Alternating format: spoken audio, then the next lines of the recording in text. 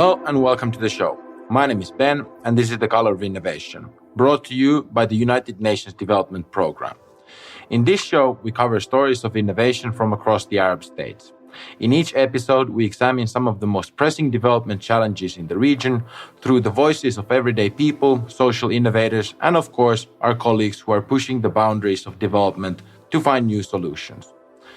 Today, we are looking at the topic of urban mobility in Lebanon, how infrastructure and incentives are affecting the way we move in our cities, and how these decisions have long-lasting effects on the surrounding environment, public health, and the economy. To find out more about the current situation in Lebanon, I asked my friend Hussein, who lives in Beirut, to go around the city and ask how residents see the situation and talk to some of the people pushing for alternative solutions.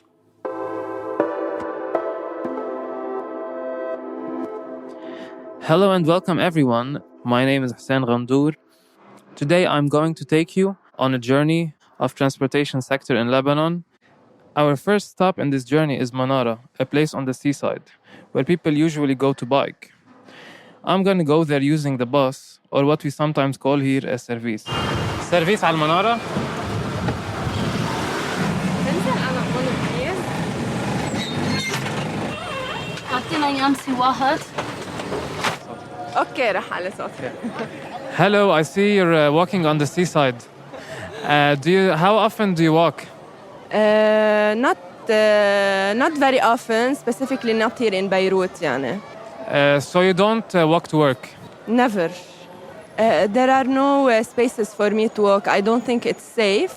Or to bike يعني. I have lost friends on the bike. So you don't live far from your work, and if there was a safe place to do that, you would have done it, correct? I live 10 minutes away from my work. By car, 30 minutes, sometimes 1 hour. And yes, of course, if it was safe, I would walk or bike.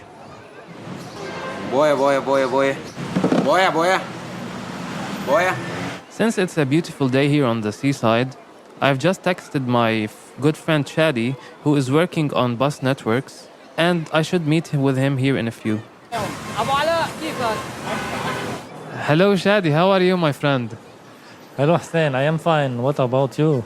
I've been on the bus and I've been hearing some opinions from people about transportation in Lebanon, and they were telling me about some issues. In Lebanon, there's a lot of opinion about the public transportation. What we know in Lebanon is an informal bus system in Lebanon. So there's a lot of conversation, let's say. But the problem, not all residents know about it or want to use it, because there's a big stigma about the system. And we are trying to break this stigma as part of the project we are working on. Why do you think there is a stigma about the public transportation in Lebanon? In general, in Lebanon, the culture of public transportation, we lose it after the war. Because before the war, and from more than 100 years, we have tramway in our city, in Beirut. And we have the train also that link all Lebanon at some point. And also, after the 90s, we did not have a formal, let's say, public or mass public transportation. So with time, people lose this culture of sharing public space, sharing buses. And the stigma began when people were separated from each other. So our initiative is called Bus Map Project. It's a grassroots initiative that works on public transportation to map it and encourage people to take the buses. So we go on the ground and gather all the information about the system and made a map and a platform, an open platform we call it, for public transportation in Lebanon. The all bus lines and information about the system, the timing and the ticket, how much every bus costs, and the ending and the starting of each line. And we are it's the first step. We have done it till now. The next step is to go to the real-time tracking and do a real-time tracking for each buses using old smartphones. So we will take old smartphones and put it in each bus with our app. So every bus will be connected to the system. And at the same time, the rider will have the information about when the bus will bypass near him. بسطة صبرا ملعب صايع حمرا منارة روشة عريم. After a busy day, I'm sitting here with Nadida from Chain Effect, and you guys work with cycling. Can you tell me more about your relationship with cycling? Well, my relationship with cycling is we are in a serious relationship, to say the least. Chain Effect is an NGO. We work on promoting the bicycle as a sustainable means of transportation in Beirut and Lebanon. I'm a cyclist. I commute by bike, and I'm a co-founder of the Chain Effect. And I believe that the bicycle, not only me, all of us at the Chain Effect, we believe that the bicycle is revolutionary and it has the power to change cities and to transform them into a better and more pleasant place to live. What do you think about transportation and especially cycling in Lebanon, like the reality today? Well, I think the reality of the transportation in Beirut, let's focus on Beirut for now, it's a disaster. So a lot of people say that cycling is not feasible or it's not doable or it's too dangerous in Beirut. To us, we really believe the opposite. Beirut is a small city. The farthest two distances from inside Beirut are 8 kilometers away. The streets are narrow and cars cannot go fast even if they want to. So the bicycle is actually the ideal solution for Beirut. I heard a while back that you guys had an event called Bike to Work. So in Bike to Work 2019, which is this year's edition, we were trying to make something bigger and to do a bigger impact on the city. So we approached different politicians and different embassies, and we also approached the Ministry of Environment, and the minister itself actually went to work by bike on the day of Bike to Work. You know, one thing, funny thing that happened, the Minister of Environment had his bodyguards with him. They were in the car, and we were on the bike. We started from Anteliers, and we got to Beirut. We arrived before them, actually 30 minutes before they arrived, because they were stuck in traffic. So if you can imagine how faster you can get to work if you took your bike.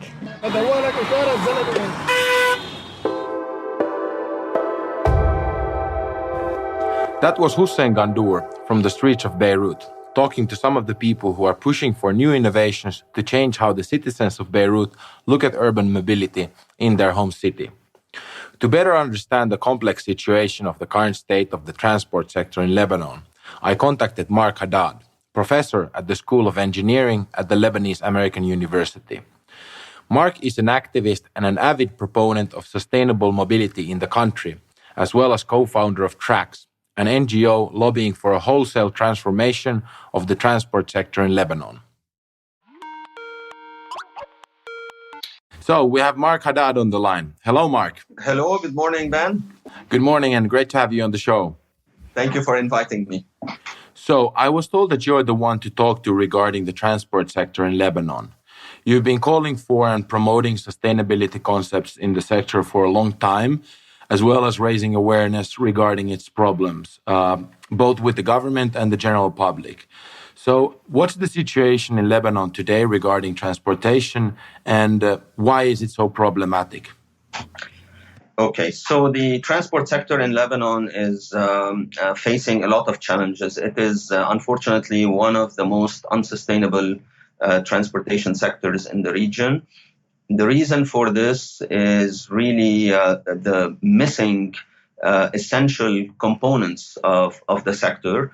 If we look at, for example, the lack of a formal public bus system, the lack of rail service, the absence of any internal flights, so there is only one airport, and we don't make use of the coastal waters. We don't have any maritime transportation except for international freight arriving to a couple of the ports in Lebanon.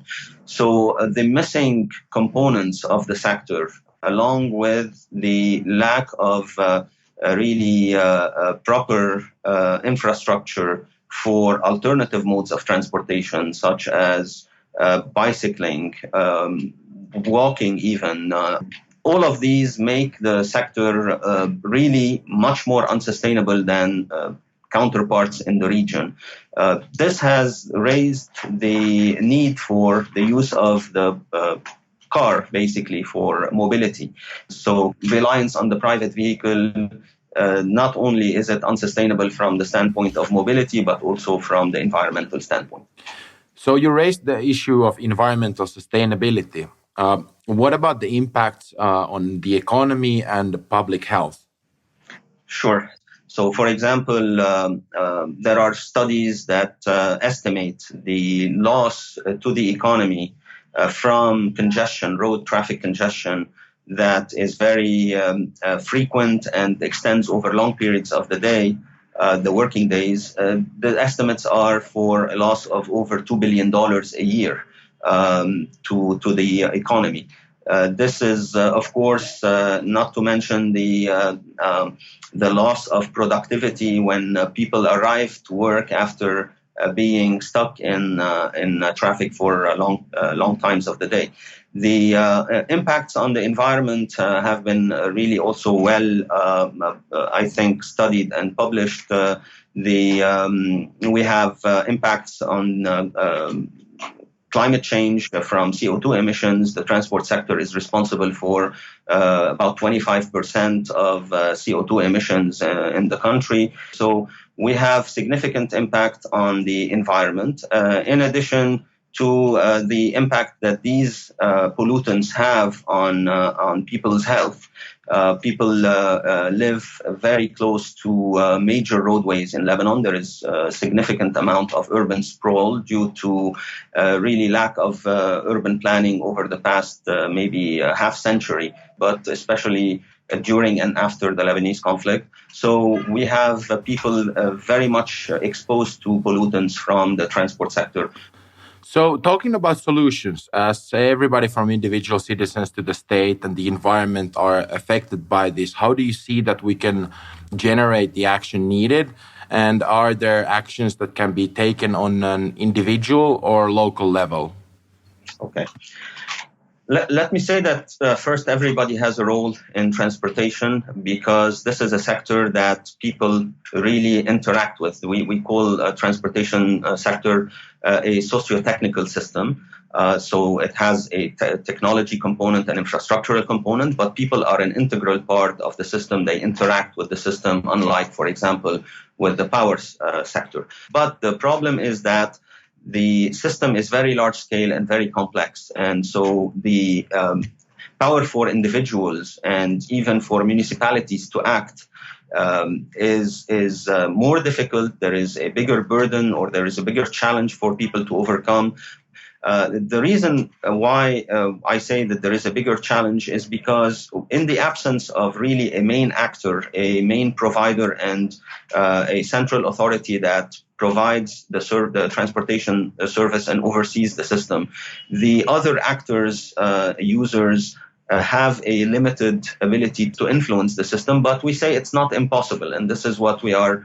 This is why we are active in lobbying the government and in spreading awareness and establishing cooperation. So this is where the lack of having a central authority overseeing the system leads us or has incentivized us to actually be more socially innovative. Yeah, can you tell us more about how TRACS, the organization you founded, is addressing the challenges that you have just described? So this is not a new NGO to work on one aspect of transportation, but one that integrates the other NGOs, that leverages the collective efforts of everybody who is already active in one aspect or another of the transportation sector. This is one of the social innovations, if you will, that we have gone towards. So when we have integrated the efforts of all of these actors in this one initiative, we are able to have more of a integrated, if you will, an integrated lobbying force that can propose better ideas and better solutions than to be working each individually without really collaborating with the others. So here, not only are we able to have a better dialogue to promote what the needs of the citizens are, but we are also going with another social innovation. Now that we have more resources together, we are actively trying to show some fast wins in the transport sector to convince the government and people that change can indeed be possible. Well, Marc, that sounds great. Good luck with the work, and thank you for taking the time. It's been a pleasure. Thank you so much. Thank you. The challenge of urban mobility is overwhelming, with harmful effects on our cities, health, economy, and environment. But as we have just heard, there are a lot of people experimenting with potential new solutions. UNDP in Lebanon is exploring this space, engaging with new kinds of partners and testing new kinds of approaches. I spoke to Jihan Saoud, Program Manager for Energy and Environment at UNDP Lebanon, on how we can facilitate this change through increased innovation and cooperation. Welcome to the show, Jihan. So, if we start with the new accelerator lab that has recently been set up as part of UNDP Lebanon, in terms of exploration and experimentation, what are the ways or methods that you are looking at to build partnership as well as find new and innovative solutions with regards to the transport sector in Lebanon? Okay, so the Accelerator Lab is a platform that UNDP is setting up globally and in Lebanon as well to look at innovative ways, thinking out of the box approaches. So in Lebanon, the Accelerator Lab will most probably be looking at the transport sector, specifically on urban mobility. Given that it was a challenge that has been raised by several NGOs, and it is one of the sectors in the development agenda of Lebanon. And we feel this is something very important to tackle. The Accelerator Labs give us a good opportunity to explore innovative ways to try to overcome this challenge using different kinds of local solutions, technological ones and other. And this is something that we're going to explore with a lot of partners, specifically the NGOs, local NGOs that have been very active in the field, as well as probably the academic sector and national partners as well. Okay, I think this also links to the question of what innovative approaches we can take to encourage parties to come together and to take action. Yes. And is there a way we can connect different organizations and NGOs and perhaps bring them around the same table with, say, the government? Yes.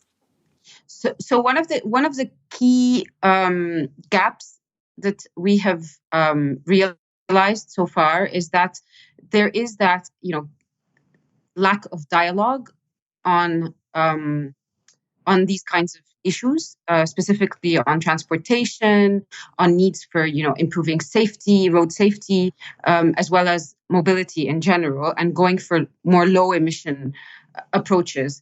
And the dialogue has started, but we believe that the Accelerator Labs could be a good opportunity to bring all these partners together to start discussing the issues, as well as how to overcome them, as well as looking at ways to overcome these challenges. And we've already organized two platforms, two sort of large meetings with different stakeholders, but more will be planned to specifically look at this sector. Yeah, I was talking earlier to Marc Haddad from LAU about the need for breakthroughs that would serve as an example for change and encourage action within the transport sector as the situation seems to be in a standstill. Have you had any such experiences that could serve as a model for transformation? So, yes, actually, we've had this very positive experience over the last 10 to 15 years in the renewable energy sector, where UNDP worked closely with the government to introduce different kinds of renewable energy technologies, including solar water heaters, solar PV systems, and other kinds, including micro wind, for example. And by piloting these technologies and building capacities within the private sector, and with raising awareness overall and publicly, we've seen a growth in the sector and an expansion in the market for the supply of renewable energy systems in the country. The government then adopted these renewable energy options were adopted in the government's strategies, and they are now officially part of the national electricity sector. So this is an example where these kinds of initiatives do change the national context and do create jobs and expand markets at the local level. But mind you, this does take time. There's usually, a lot of work has to go into it. A lot of, time goes into pilot these kinds of technologies, and the change happens slowly, especially when we're talking about, changing sectors overall or changing the way people work or the types of, equipment they purchase at home or in larger facilities. The same applies to transport. We're talking about changing behaviors, changing the type of the modes they use to move from one place to another. It won't happen very fast, but we're hoping these kinds of piloting technologies or promoting these kinds of approaches would have an impact. So to conclude with, how do you see the future in Lebanon for sustainable mobility? And is there somewhere we can already see this change happening? And what areas do you think that need more work? We see that the future prospects are positive. There's already a lot of momentum. We can see that from the civil society. We can see that from the academic sector that's already, working on programs, on academic programs that look at various types of, sustainable transport mechanisms and technologies and hybrid vehicles and electric vehicles, etc.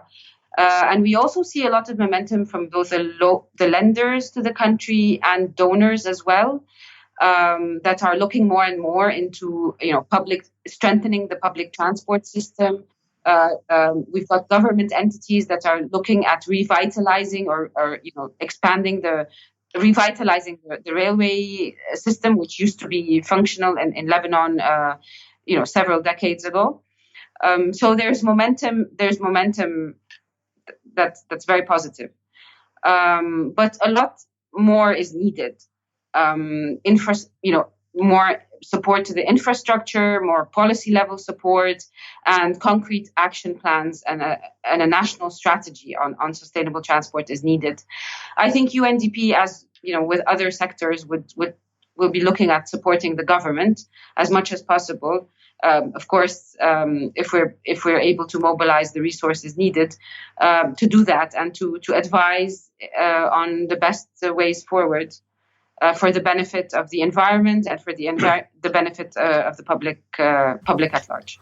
Okay, thank you, Jihan. It's been a pleasure talking to you. Thanks. And I think we're all looking forward to seeing what the lab comes up with. Thank you very much. Thank you for taking the time as well. And that's all from us for now.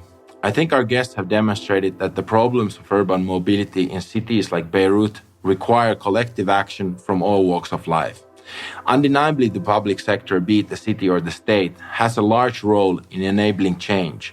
But we, as individuals, the private sector and civil society, are often faster at innovating and adapting local solutions. In this equation, UNDP can build bridges between actors and provide a platform for scaling up new solutions.